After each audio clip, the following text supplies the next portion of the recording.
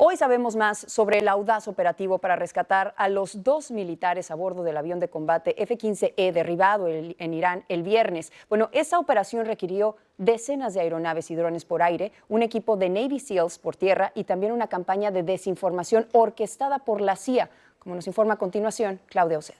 Thank you very much. El presidente dio detalles del operativo de película que rescató a 2 militares en Irán. A risky decision. Trump enfatizó que fue una decisión arriesgada. Indicó que el ejército no deja ninguno de los suyos atrás. Todo comenzó el jueves cuando un F-15 fue derribado y comenzó la carrera por rescatarlos. Los 2 tripulantes terminaron separados en una área montañosa. El viernes se puso en marcha la primera misión, rescatar al piloto. Ocurrió en el día, involucró a 21 aeronaves. El piloto fue rescatado con vida. Nuestros combatientes se enfrentaron a disparos a muy corta distancia. En el operativo, un avión fue derribado. El piloto está a salvo. Trump reveló las angustiosas 36 horas que un coronel estadounidense vivió. Escaló un acantilado mientras sangraba y luego trató sus propias heridas mientras se ocultaba durante casi 2 días, sostuvo Trump. Pero logró transmitir su ubicación.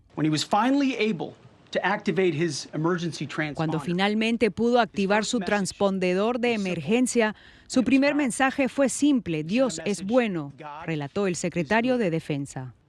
Y es allí cuando la misión 2 se puso en marcha, con 155 aeronaves, 64 aviones de caza, 4 bombarderos, entre otros. Contó con el apoyo de la CIA e utilizaron maniobras de engaño.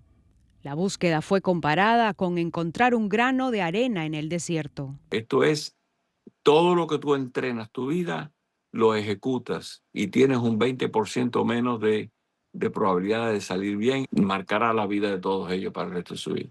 El coronel se está recuperando de sus heridas y ahora es descrito como un piloto renacido por haber sido rescatado el domingo de Pascua. Paulina, regreso contigo. Gracias, Claudia. Y de acuerdo con el Pentágono, 365 militares han resultado heridos en la guerra contra Irán y al menos 4 de ellos son mexicanos. Los informes oficiales no señalan detalles como la gravedad de las lesiones ni cuándo se produjeron.